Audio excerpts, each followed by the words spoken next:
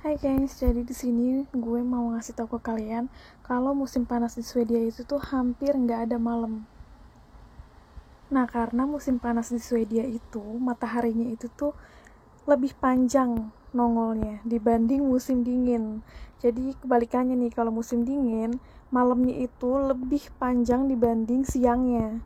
Jadi alhasil kalau di musim dingin jam 3 sore itu matahari udah terbenam alias udah gelap. Nah, sedangkan si musim panas ini kebalikannya dari musim dingin. Musim panas ini mataharinya itu tuh nongolnya tuh hampir 24 jam. Alias nih kayak sekarang ini nih yang gue ambil di jam setengah 12 malam, itu mataharinya masih nongol, gengs. Itu masih terus sampai nanti pagi sampai siang matahari bakal terus makin nongol. Jadi bisa dibilang hampir 24 jam itu siangnya lebih panjang dibanding waktu malamnya gitu, gengs.